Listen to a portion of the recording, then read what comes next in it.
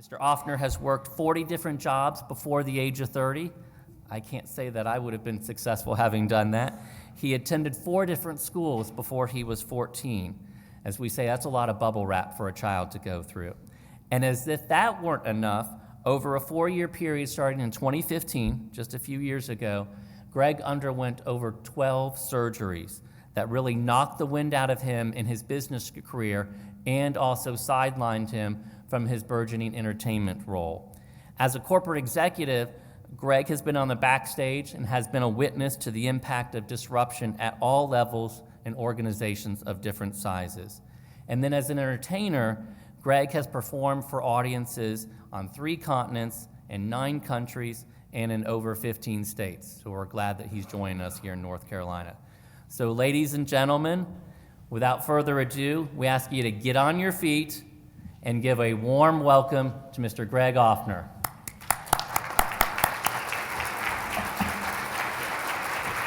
Thanks, TJ. Hello, good morning. How you doing? Good, you look good. You look ready. This is surreal. Like 4 years ago, I didn't think I'd have a voice, and now I speak to audiences all around the world. So thank you for having me. Thanks to the board at NACM for trusting me with your time. Thank you to you for trusting me with your time. Hi to everyone that's live streaming that couldn't be here today. If there's anyone who snuck in because they saw a free coffee service, welcome to you too, I guess. You'll enjoy this show as well. Yeah, I can't say this is the first time I've appeared before a judge, but it is probably the most exciting one for me. So I'm really excited to be here. And we're going to use this time to have a little fun. It's not going to be like a standard keynote, as you could probably tell. And the program itself is about change and disruption.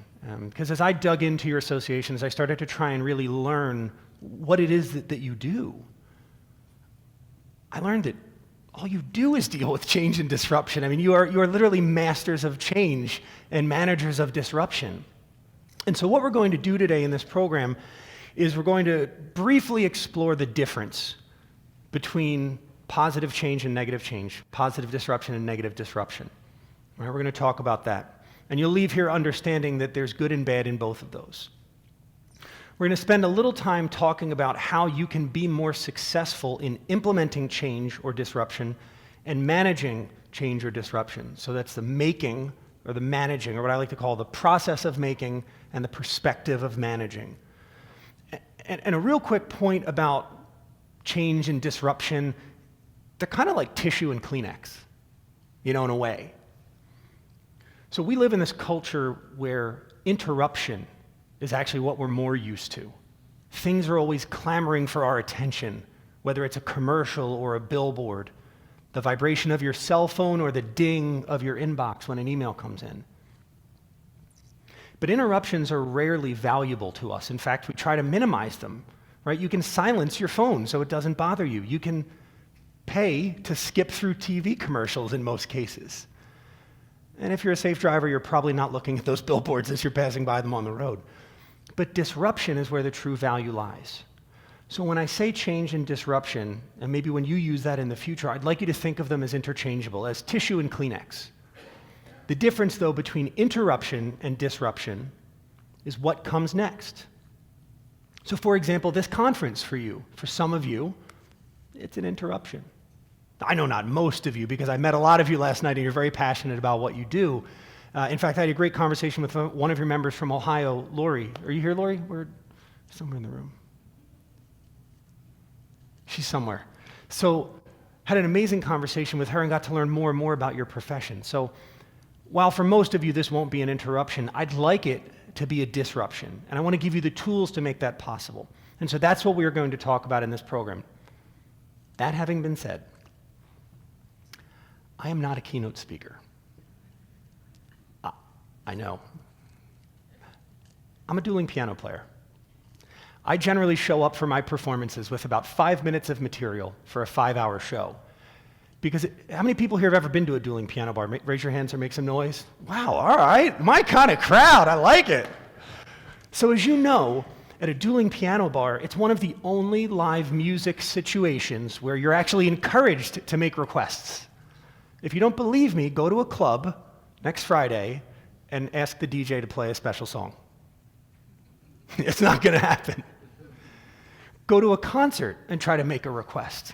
Probably not going to happen. But at the dueling piano show, the show is not successful unless you are involved. And today, you need to be involved as well for this to really be successful. So can I have your commitment that you'll be involved? Yes. Fantastic. All right. Oh, one last thing, just because it's a little strange. So as you heard, I had several voice surgeries. So I've got this amazing little thing here called the Entertainer's Secret. Highly recommend it for those of you that do a lot of talking. It just sort of gives your throat a break from all the dry air. So if you see me spray it, I'm not just conscious of my breath. It's not Banaka. It's actually something that's helping me get through this program. So do we have any Rush fans in the house? Any progressive rock Rush fans? One guy in the back, love two? All right, 3, 4, 5.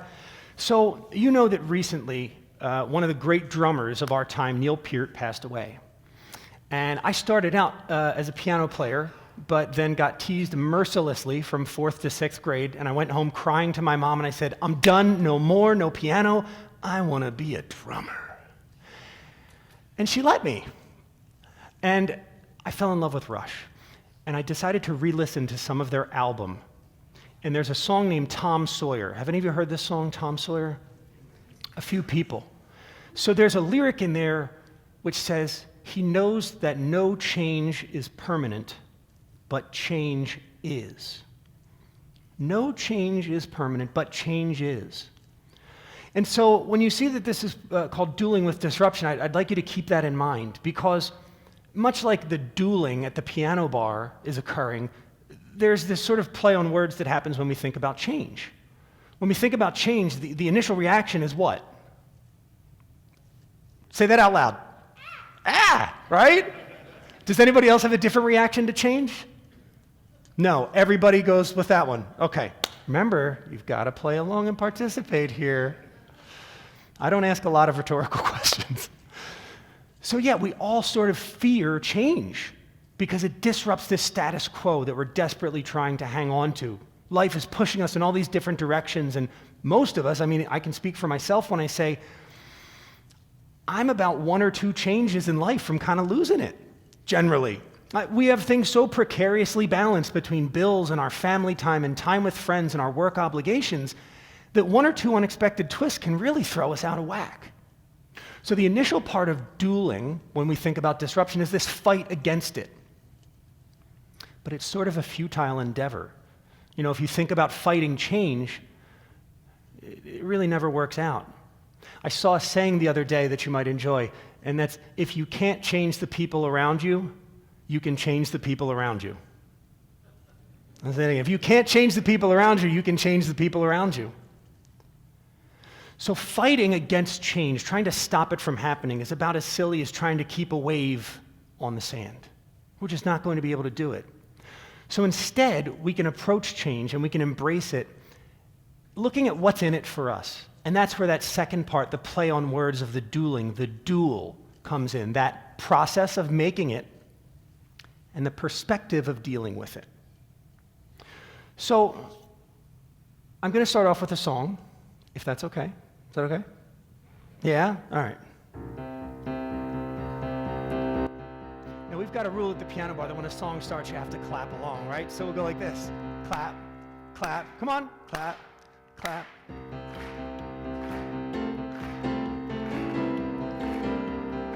And you can sing along if you want as well.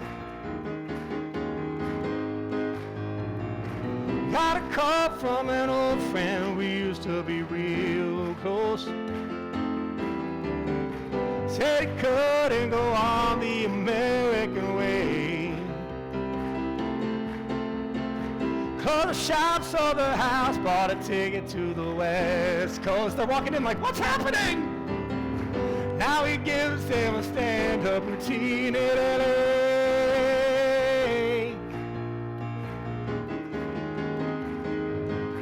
Sing this part. I don't need you to worry for me, 'cause there we go. I don't want you to tell me it's time to go home.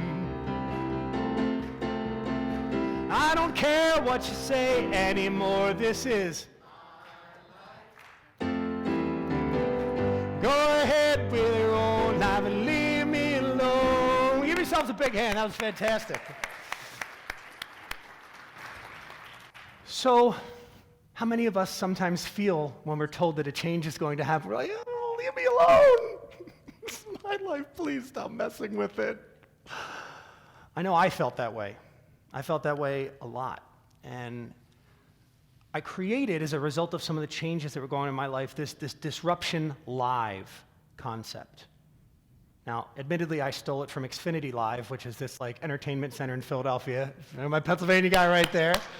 And what it really is an acronym. So we're going to start with L, because that makes sense. It's spelling the word. And so L stands for limited perspective. So what does this mean, limited perspective? Well, I went to a military school. So you heard I went to 4 different schools before I was 13. That's not because my parents were trying to give me exposure to all different types of academic environments. It's because the principal said, we think he would be a better fit somewhere else. So my last stop, if you will, was military school. And they kind of said, if this doesn't work, we're not really sure what we're going to do with him. Because incidentally, my teachers knew before I did that I was going to be doing this. On every single report card, they said, Greg is disruptive. Now, they got the end of the word wrong, but they knew that I was a disruptor. So limited perspective, what does that mean? Well, maybe this is a great way to start by putting it in perspective. So let's have a fun little game. So let's say if hypothetically, I were to offer everyone in this room a choice. If I were to offer you $45 each cash right now, just take it, no strings attached. Or I would offer you the opportunity for a coin flip. Now, if the outcome of that coin flip, if you called it correctly, right, heads or tails, if you called it right, you could have $100. So you could either take the $45 guaranteed, or you could take the $100 coin flip. How many people would take the coin flip? Show of hands. Okay, about a little more than half of the room. This is always an interesting test, if you will, to do, because it illustrates how we make decisions with limited perspective. Now, if you decided to take the guaranteed thing, you'd have $45 in hand. And if you decided to take the coin flip, you'd have a 50-50 shot of $100. But what if you got more opportunities to do it? See, I didn't tell you that part when I asked you to make the decision. But we always have choices. Remember, no change is permanent, but change is. So if we went through 4 iterations of that and you took the $45 each time, how much would you have? $180, that's right. 50-50 odds, 4 times you'd have $200. So sometimes it's actually in our best interest to fight that natural urge, to keep the status quo, to take what we can get right now. We're making these decisions in a vacuum. Now, I experienced this in military school. As you'd imagine, in military school, you have to wear a uniform, right? So we had shoes that had to be shined and brass that had to be polished and a gig line. Do I have any vets right here? So you know what I'm talking about when I say gig line? He's like, oh, I'm so sick of that gig line. You're right. So gig line means, I'm off. Your belt has to be in line with everything going straight up and down your body. So all of these things were inspected every morning. Now, can you imagine being 13 years old, 5 a.m., dark 30, standing outside in the cold in Pennsylvania? Just imagine this. Imagine that you're standing there 5 in the morning and you haven't eaten anything yet. And not only are you trying to figure out what the heck is happening to your body at this stage in your life, but you're trying to make your way in a strange environment. And you've got some 17, 18-year-old who's told they're in charge, this real Lord of the Flies situation going on, screaming at you because your shoes aren't shined and your brass isn't polished. Well, we had a cadet that was like that in our company. And every morning he would come out to formation. And he would run to the end of the walk, and he would salute and say, "Good morning, sir!" And then he'd run into his position in formation, because that's what all the new cadets did. There wasn't any reason behind it. We just thought it was funny to watch him do that first thing in the morning. So he ran into his place, and every day he was unshined. Every day he was unpolished. Can you imagine how that would feel if every day every day you were getting told the changes you're making weren't effective, the changes you were making weren't good enough, what would that do to your motivation level? So the standard way of handling this, with our limited perspective, was just to yell at the kid and expect everything to come out one day being perfect because he was tired of getting yelled at. But one day, our company commander said, I'm going to take a different approach. And he called me over and he said, Greg, I want you to be his buddy. I want you to be his trainer. And we're going to try a different approach. And we took the kid inside and we said to him, you're not to come out shined or shaven. Your brass doesn't have to be polished. Your name tag doesn't have to be straight. Your gig line doesn't have to be in check. We just want your hat to be on straight. That's it. We just want your hat to be on straight. And when I watched this boy's eyes, it was almost as if someone finally got him, finally understood and met him where he was for that change. And over the next several weeks, what we saw was his brass looked like crap and his shoes were not shined, but that hat was on straight. And so a couple weeks went by and the company commander pulled us all together, and again he said, now we want your name tag to be on straight too. And once you know, the next day his name tag and his hat were on straight. And I thought, wow, this kid's really making progress. And so this went on and on until eventually, towards the end of the year, he was one of the best looking cadets in formation. You know, sometimes we try to get to the end of the journey before we got on the first step. And that's what we tried to do with this young man. And the lesson there for you is that when you approach change and when you make change, sometimes shooting for the result is actually counterproductive because of all the steps that need to be met along the way to get there. You know, if you came up and you'd never played the piano before and you tried to play that song I just played, you'd probably have a really hard time because there's 88 keys. What the heck one am I supposed to push? So when you're young, they don't start you out with a song like that. No, they start you out with... right? Because it's simple, but then you build on those skills. So as you look to make change, or as you look to manage change, understand that some of your employees and some of the folks who look up to you as leaders, they're like that little boy in the story. They really are trying, but they're not going to get to that end result unless you help them take that first step. Another story that illustrates that point is from a long time ago. So imagine back in pre-colonial India, let's say. This is a made-up story, so the time doesn't have to be accurate. But imagine yourself in pre-colonial India. Imagine you get to hear this story told, and here's how it goes. A king went out hunting. He went hunting for tigers. Now, this king was a kind king. He wasn't a jerk. And he took his best friend with him hunting because they loved to have the opportunity to get away from their wives. No, I'm just kidding. They loved the opportunity to talk because the king had to be the king when he was in the castle. But when he was hunting with his friend, he could simply be who he was. Now, as they're hunting this tiger, who they're stalking through the forest, through the jungle, I guess. It should be the jungle. Stalking through the jungle. A second tiger that had gone unseen leapt out, and he bit the arm of the king. The king was furious because his friend's one job while they hunted was to keep a lookout and protect the king. And so when they got back to the village, the king threw him in prison. He threw his best friend in jail.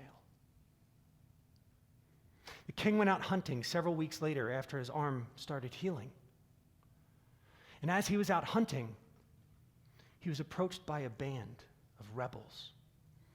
Now, these rebels lived in a nearby village, and they hated monarchs. They would frequently roam the land and find monarchs and do terrible things to them. Now, a thing that you had to know back then is that monarchs were generally perfect people. They were infallible. And when this band happened upon this man, this king, hunting, they said, "You look like a king." And he said, "I'm not a king, I'm not a king." And they grabbed him, and when they saw his arm had been bitten, they said, "Well, surely you can't be a king because you're imperfect, you're wounded," and they let the man go. king went home to his village, and he released his friend from prison. And his friend said, I'm so sorry, I let you down. My one job was to help you. And the king said, you know what? I think this was fate. Because had that tiger not bit me, and had we been out together today on that hunt, I would have surely been murdered. So the lesson in that story is that we're never making choices in a vacuum. We don't know what's coming next. We can't see the future. Now, the interesting part of that story is it was told to me as I rode in an Uber by my Uber driver. This is a true story, I swear. I was riding in an Uber to a doctor's appointment. I'd just gotten married. I was going to that doctor's appointment because I had a broken foot. I had a broken foot because I'm a terrible dancer. And the very last song of my wedding reception was supposed to be the song Africa by Toto. Does anybody know that song? Yeah, right, of course. It's a great song. But my wife is a Bruce Springsteen fan. Do we have any Bruce Springsteen fans here? Couple nodding heads. So she asked the band to play Rosalita. And they did. Does anybody know that lyric in Rosalita where he says, he gives a command. He says to do something a little higher. What does he say? Jump. He should have been really specific about the height of that jump. See, I found the maximum height. And when I landed, I broke my foot. We were supposed to leave for Africa the very next day. Now, this shows you what a dummy I was. I actually said to the doctor, I said, now, I'm going on a safari. What kind of walking boot will I need for this? She said, you're not getting on a plane. So we had to cancel our honeymoon. So again, limited perspective. We have a limited perspective of what that means. And we can either choose to find the good in a situation like the king did, or we can choose to just get upset about the bad. I call that the kind of the Nancy Kerrigan effect. Right? Remember that? Remember when that happened? I feel so bad saying it, but that clip, why me? Why anybody? Right? They're looking for the negative, right? Instead of what it could do. I don't know if she would be as famous as she kind of is today if that hadn't have happened. So if it's all right with you, I'll play another song. Is that okay? All right.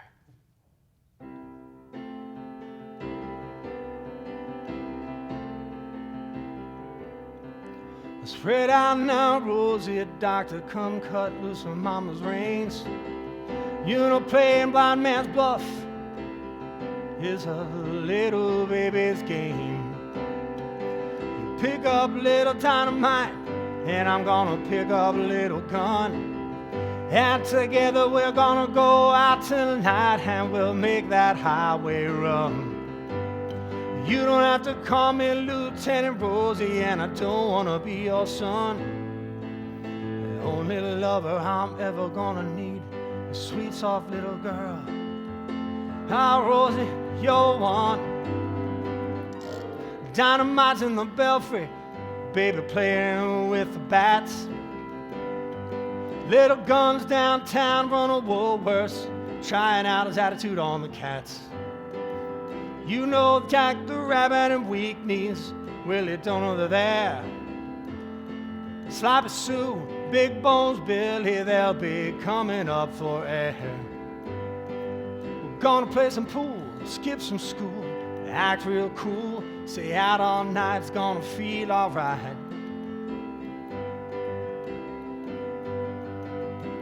Rosalita, jump a little higher. Senorita, come sit by my fire. I just wanna be your lover, ain't no liar. Rosalita, you're my stone desire.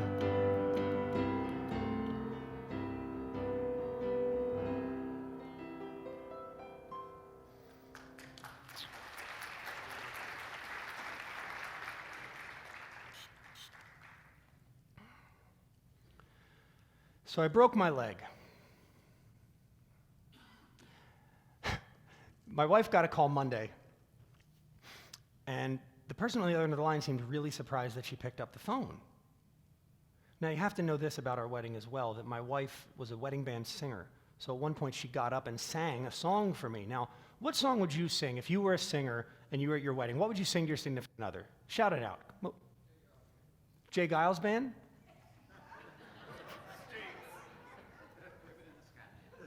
What was that one? Ribbon in the Sky. What else?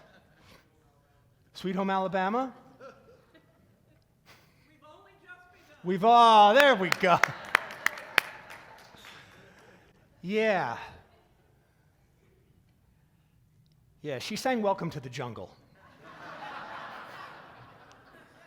Now, somebody caught a video of this, and they sent it to a friend of a morning show in Philadelphia called The Preston and Steve Show. They sent it to Fox 29, and the person on the other end of the line was a producer that wanted her to come on the morning show to talk about interesting things to do at a wedding. But when my wife picked up the phone, she said, wait, I thought you were going to be on your honeymoon. She said, well, we were, but you see, my husband broke his foot, so we had to cancel it. And there was a pause. And she said, how soon can you be at our station?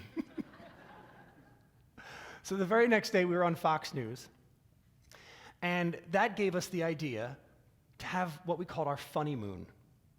So we went on Amazon, and we ordered 2 safari hats and a giraffe. And we took pictures all over our house and our neighborhood. Like, we took a picture behind a fern with our safari hats on and binoculars. We had a little baby gate, and so we got one of those baby shark heads, and we had our friends stand behind the baby gate, and we said we were going shark diving. And the positive outpouring that came from the way we perceived, the way we approached that change was absolutely phenomenal. We did get to go a year later on safari. It was one of the most amazing experiences of my life. But what you can take from that story is that when you choose to find the good in a situation, you will draw people to you that you didn't think were watching. You will draw support from places that you didn't think you'd find it. Because it's easy to find the bad in any situation. It's easy. What's difficult is picking out what's good or what could be good about it. And so, as the Chief Justice mentioned, sometimes you are working with resources that are less than what you need. And you're asked to do more than what you think you can. And I don't pretend to know how tough that is in the moment, but I do know that if you look for what could be good about the situation you find yourself in, you will draw allies, you will draw support, you will draw strength from places you didn't think you had or could find it before. And that will help you figure out how to do more with less. That will help you keep the energy and the support of all those around you. Because as leaders, and you know this, but I'll say it, as leaders, the energy that you bring to a situation is contagious. If it's negative energy, we call that toxicity. But if it's positive energy, man, we call that motivation and inspiration. And so I challenge you to find the good in that situation. So the L and the I, the disruption, L and the I, the disruption live within those words, right? The L standing for limited perspective and the I standing for inconvenient timing, which is certainly what you would call breaking your foot before your honeymoon. Those are the 2 perspective components of dealing with disruption. Does that make sense so far? Good, we doing good? Okay. So before I go on to the V and the E, I'll explain what those are in a minute, and those are more of the method of making change. I want to do something a little unconventional. I want to disrupt this keynote even further and stop and do a Q&A right now. So please, not everyone at once. Come on, listen, let's just be polite. So what I'd like to do is I'd like to throw it out to the floor, questions that you have about disruption, about change, about mindset, about how you can use these tools in your life, how you can use them in your business. And the most common question that I often get asked is, well, Greg, what's the difference? How do I know if it's a disruption or it's an interruption? And although we said earlier the difference is what comes next, let's actually be a little bit more clear about that. Because if change and disruption are interchangeable like tissue and Kleenex, why are they 2 different words? Well, remember, no change is permanent, but change is. But disruption sets a new standard. Disruption sets a new standard. I'll give you a new take on an old example. How many here have heard of Uber? Isn't that the dumbest question for a presenter to ask? You're like, come on, man, you just want a hand raise, knock it off. So when we think about Uber, right, we think about disrupting. We think about disruptors. Why? What is it about Uber that seems disruptive? It changes what? It changed an industry. Okay. Sorry, say it again? Just they have to constantly change direction when they're working. Okay. Literally. Literally. They're disrupted constantly. Yeah. Yeah. All right. Anybody else see a different disruption in Uber? Okay, they created a new, we're probably not going to go back to calling the taxi cab company, waiting 45 minutes, calling again, getting angry at the dispatcher, right? We're just going to pick up our phone and let me give you an interesting perspective that I see from having conversations with folks in and around Philadelphia. Philadelphia is about 75% minority-occupied city, right? If you were black at 1 a.m. in the morning in 1996 and tried to get a cab in Philadelphia, do you know how difficult that would be? Now they have democratized access to transportation. No matter who you are, what you look like, or where you want to go, you can get an Uber, generally in any major city. Something I never had to consider, but that's something that's influenced a significant part of the population where I live. So, as we dive into the next part of this conversation, you're going to hear a phrase, and this is going to be a takeaway for you. What is the goal of your goal? What is the goal of your goal? The L in limited perspective used to stand for lazy thinking, but I got a lot of pushback on that. People didn't like being called lazy. And why it's called lazy thinking is there's an economist named Daniel Kahneman. He wrote a book called Thinking Fast and Slow. And when we make decisions, we have a slow style of thinking and a fast style of thinking. Fast is these very snap answers, and slow is a more deliberate process. And when I was in sales, I used fast thinking to set my goals all the time. If I sold 100 units last year, and my boss said, Greg, what's your goal? I'd say 110, because it sounded good. But what was the goal of that goal? What's the real purpose of selling 110 units? Is it to be better? Well, what's the purpose of being better? See, what I found as I started to do a lot of research on the neuroscience and the cognitive psychology behind goal setting is that a lot of us use fast thinking to set goals and objectives. Like, anybody set a New Year's resolution? Eat better, manage my finances better, go to the gym more, get in a relationship, get out of a relationship. Statistically, 90% of New Year's resolutions, February 9th, almost done. They're almost toast. Mid-February is when most of them fail. And if we look at corporate or business innovation, 70% fail. And there's a debate whether that's an actual valid number to use because some corporations don't accurately report those statistics. So the number could be higher. Why? Because often, even corporate executives set their goals in a vacuum with a limited perspective and lazy thinking. They don't get to the goal of the goal. They want to be bigger for bigger's sake. So the question is, are you getting bigger or are you getting better? As an organization, as a company, whether it's your budget, whether it's your staff size, whether it's the amount of counties you serve, whatever that might be, are you doing it to get bigger or are you doing it to get better? Does that make sense? All right, so hopefully that's given you enough cover for some questions. Do we have any questions about disruption?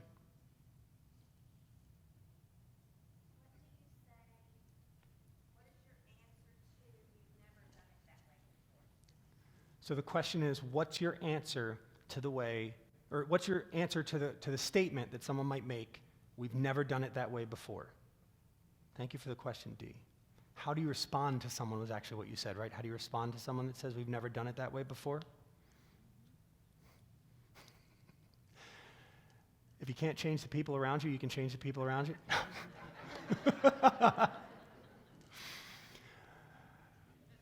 That is a very it's a very good question. And I don't know that I have the answer right off the bat because there needs to be context, right? A lot of times what we're talking about is a fear of change, is why folks don't want to change, right? And so fear is actually another acronym that I use in a different presentation, stands for focus, energy, attitude, and resilience. So either the focus is on the wrong thing, the energy, they're not coming at it with a positive energy, they're coming at it with a negative energy. The attitude is bad, right? Stinking thinking, as Zig Ziglar used to say. or the resilience is not there. And the resilience is that part of, hey, sometimes we have to change and then change again and then change again. So what I would encourage you to do in that situation would be to sit down with them and really identify the goal of the goal.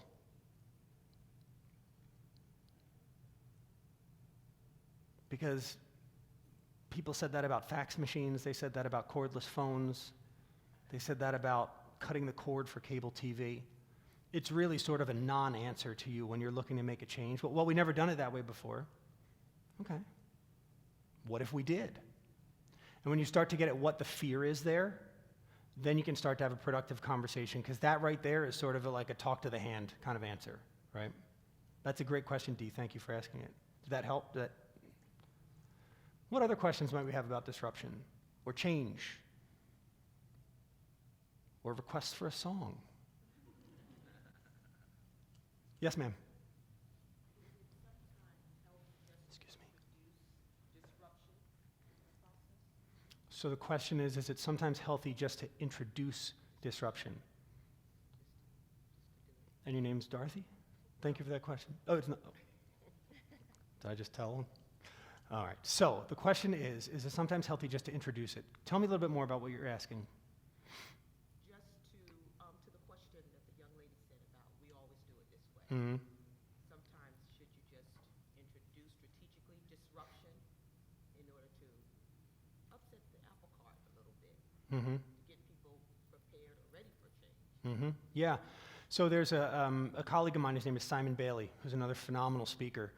And he has an interesting saying, change or be changed by change, right?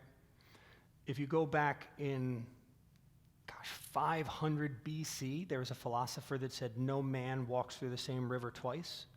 When you really dig down and think about it, even when we leave this room today, we are not the same people that walked in the room. We have new knowledge. Biologically, we're changing. Our cells within our body are changing. So change is a permanent process. So if your organization is that one that's trying to kind of keep the wave on the sand, then yes, the first step would be to introduce the concept of no change is permanent, but change is. And we see that with a lot of companies, with a lot of individuals. Another speaker named John Acuff, he talks about perfection is the enemy of completion. In fact, there's a lot of people that say that, right? We spend so much time in our heads trying to get it right before we start that we never start, so we can never get it right. I have a friend that was very interested in, and thank you for that question, who was very interested in losing weight. He was at an unhealthy level where the doctor said, you need to do it. Does anybody in here like going to the gym? A lot of people. One right there, hand went right up. He said, I was there at 3 a.m. Bunch of hands. So that energy part that we talked about in fear, right, that the E, that energy, could you imagine paying $400,000 for the engine that's inside a Maserati and putting it in a rusted-out 1982 Ford pickup truck?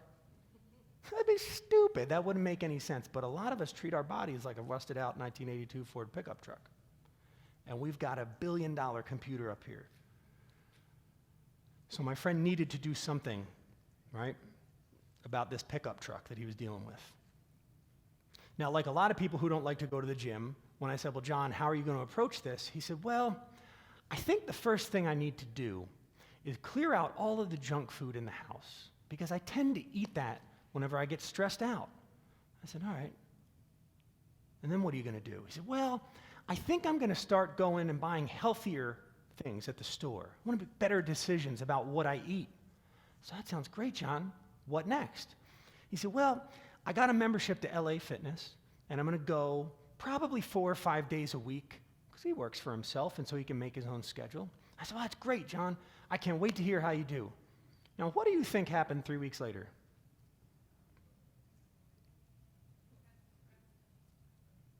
He got stressed for sure, because he didn't like any of the food he was eating, so he didn't eat as much of it. Now he's working out 4 times as much as he ever did before, because he never worked out before. So he's got no energy in his body, no food that he likes in the house. Everything hurts and aches. And he said, forget it, I'm done. So if we go to that concept of the little boy in military school and making a change, and we layer in what is the goal of my goal. So I'm going to build on all this right now. We layer in what is the goal of my goal. Is his goal to lose weight, or is his goal to live healthier? Because as a result of living healthier, he will be at a healthier weight and have a healthier lifestyle. So maybe instead of going to the gym 4 times a week, clearing out the kitchen of all of his stuff, going and buying a lot of food he doesn't like the taste of. And even for some of us, what do? We go and buy aspirational clothing. Have you ever done that? I did. Those jeans that you want to fit in but don't just yet. Instead of doing all that, why not just say, for 1 meal a day, I'm going to make a healthier choice? And then you build on that success, like the boy getting his hat straight. So if you've got an organization that doesn't seem quite yet ready for disruption, apart from explaining and introducing the concept of it, something that you can do is make a small change, right? The original title of this program was Micro Disruption, Simple Changes for Significant Results. That's where that comes from. It's building on these small changes. When I had to have surgery on my voice, a lot of things had to change for me. I was a smoker. I would perform 3 nights a week at varying places, 4 to 5 hour shows. 4 to 5 hour shows. I had a job where I was working 8, 9 hours a day in very loud environments, like bars and restaurants. You have to network a lot as a salesperson. All of these massive changes that had to happen. Well, the first one was smoking. And so here's how any change happens. Any change happens in one of 2 ways. This is a tweetable one right here. Inspiration or expiration. Change is started by inspiration or expiration. Here's the problem. Inspiration, like a shower, wears off quickly. And expiration is a do or die situation. If you've ever been like my wife and I, you have that bag of kale or that produce in the fridge, right? That you sit there and you go, I'm going to make something with that tomorrow. And then tomorrow. And then you look at it and you go, wow, how do we get this bag of kale from May? And it's January. Expiration or inspiration, which again is fleeting.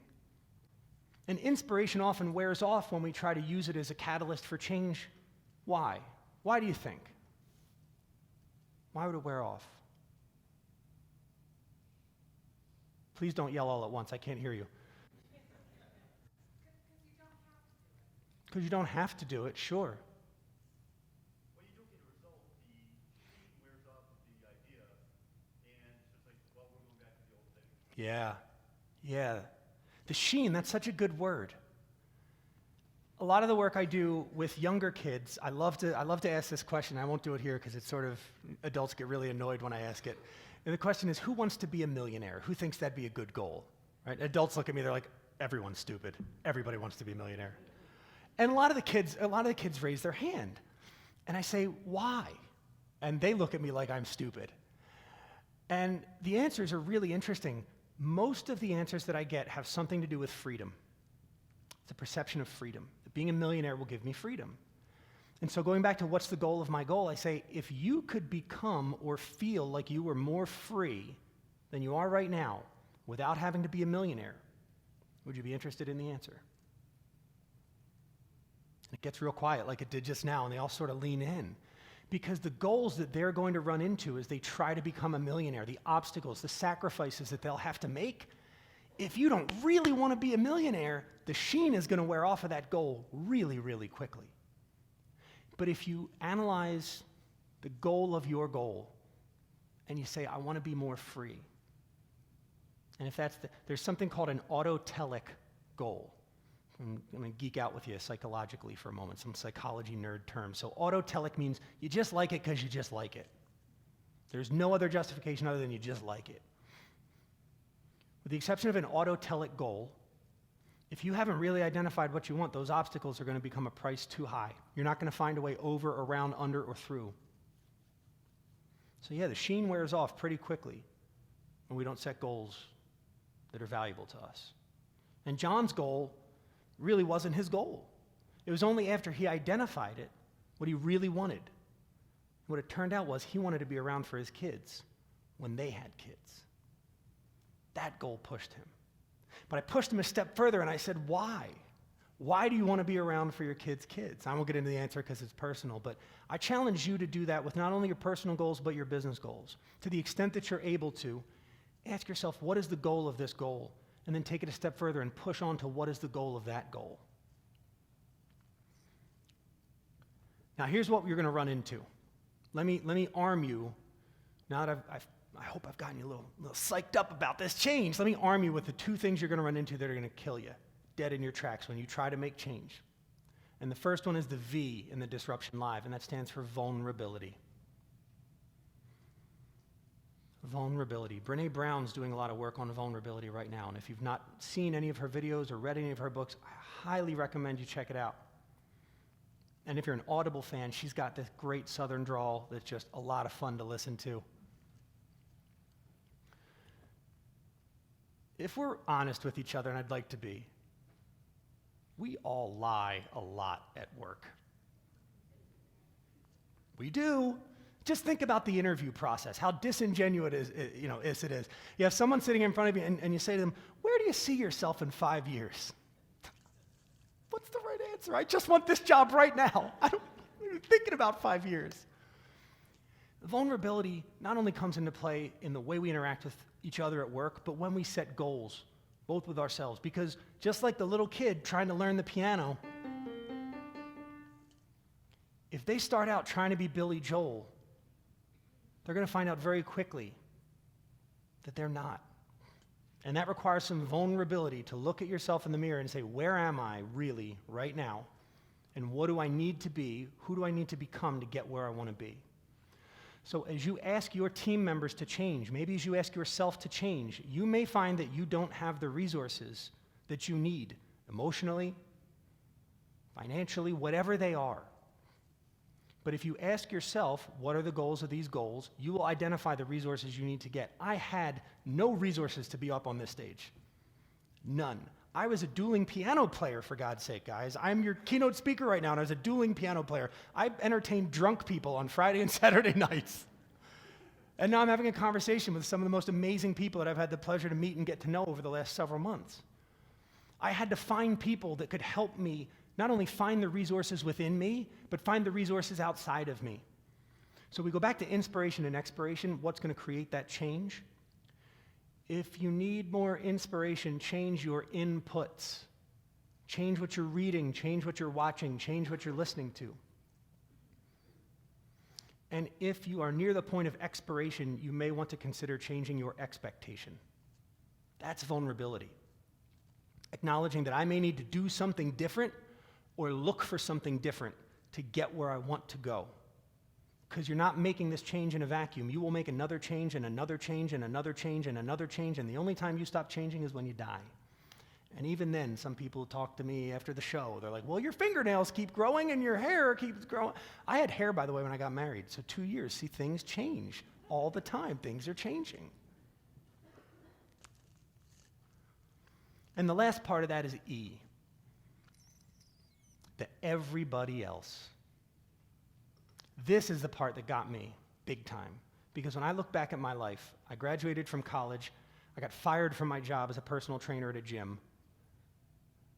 And the girl who I was dating at the time, her brother said, well, try this job in sales. And so coming out of school with a ton of student debt, they gave me a car, credit card for gas, commission, great base salary. Yeah, I see some of your eyes like, whoa. I felt like I had to do this because everybody else told me it was such a great job. I was worried about what everybody else thought. How many of us, on our way to our goal, are looking at everybody else instead of looking at our goal? It's not just regular people like you and me, it's Olympic athletes. There's a picture on the cover of Sports Illustrated that you may have seen when Michael Phelps was competing in the most recent Summer Olympics. Does anybody remember this picture? Michael Phelps was about to touch the wall, and the next swimmer competing against him was 2 lengths back. So let me tell you what happened before that picture was taken. The other swimmer's name was Chad Leclos.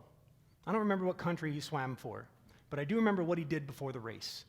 Before the race, Michael Phelps was sitting with that big parka on, had his headphones on. He's sitting there getting in the zone, just getting focused as a competitor does. And this dude, Chad Leclos, with his little bitty Speedo on, came up and stood in front of Michael Phelps and just started going like this, trying to get in his head. Michael Phelps had his head down and was focused on his goal. Now let's fast forward to that photo. Chad Leclos isn't looking at the wall. Chad Leclos is looking at Michael Phelps, and that's why he failed. Because he was more worried about everybody else than he was about doing what he had to do.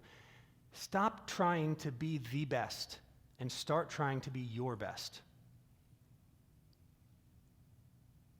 That was advice that was given to me that has changed everything, and I hope that it helps change everything for you and some of your employees. Because when we stop focusing on being the best and we start focusing on being our best, we get darn close. But when we try to be the best, we'll fail every time, because instead of looking at our goal, we're looking at everybody else going, are we the best? Are we the best? And it's impossible to get a goal you're not looking at. It's only because you can't bring bows and arrows, at least I haven't figured out how, on a plane. I'd love to set up like a target and have somebody come over and shoot at it and make them look this way and see if they could actually hit it. Right? Someone said yeoman. I heard the word yeoman, right? A yeoman used to be an archer, so it'd take a darn good yeoman to make that happen. How many of us could actually hit a target that we weren't looking at? And yet when we're focused on everybody else, we're not worried about our target. We're worried about theirs. And so as you look to make change, understand that the psychological wiring in our head, the folks that work for you, the folks that you're going to ask to help you make that change, they're going to be looking at everybody else, because it's human nature to want to know where we stack up in the process. Encourage them to worry about that later and focus on being their best. Just do your best and we'll get through this together. That's how effective change gets made. That's how you can disrupt. That's how you can make a difference. One small change at a time. This whole process for me of becoming a keynote speaker and finding a new way to use my voice, it wasn't even my idea. I was at the bottom of the barrel. I was darn near ready to throw the towel in on this thing we call life. And I said, something has to change. And so I bought a ticket. I laugh because most people were like, you should probably see a psychologist about that, not go to a Tony Robbins event. But I did. I know, I feel weird saying it. I went to a Tony Robbins event, and it wasn't the event that changed my life, it was someone that I met there. It was a woman, she was a political refugee from Russia, from Serbia. Or not Serbia, I'll think of it. It's the really cold part that we always talk about. Siberia, thank you, Siberia. Not going to win any geography bees. So she was a political refugee from Siberia. Her boss had been assassinated, the MP or something like that, and her family got her on a plane and got her out of the country. She came to the US, developed a critical illness, almost died. Now she lives up in the Poconos of Pennsylvania. She owns a ton of property. She's one of the most amazing people I ever met. And as we're walking along the show floor, I'm telling my story to her, and I said, I'm at the end of my rope. I'm not successful in my sales career because I can't network. And I had to leave the one thing that was keeping me going, the dueling pianos, because I couldn't do it. What do I do? And she goes, you don't see it, do you? I said, no, please tell me. And she pointed to my sales, my psychology, the piano, the entertainment. She said, you could be a speaker. You could talk to other people that are having difficulty with change. And so what I'll leave you with is this. Because we're all trying to maintain that status quo, most of us live in fight or flight mode. And fight or flight mode does something really scary to our ability to problem solve. See, fight or flight mode comes from this back part of our brain called the amygdala. It's the most ancient part of our brain. And when it's triggered, all these different chemicals go coursing through our body. They change our heart rate, they change our cortisol level, and they create something called tunnel vision. Have you heard of tunnel vision? Yeah? Tunnel vision means that we're only looking right ahead.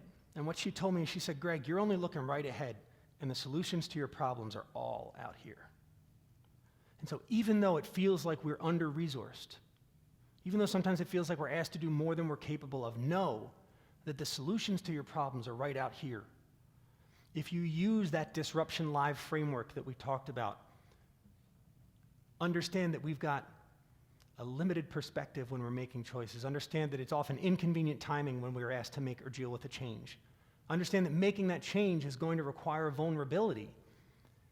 And know that it's only human nature to look at everybody else, but that's not going to help you get where you want to go. You will be successful. Change will come easier and easier. And much like learning how to play this piano, start with the little ones, and eventually you'll be Billy Joel. Thank you so much for having me here. It was an absolute pleasure to spend time with you.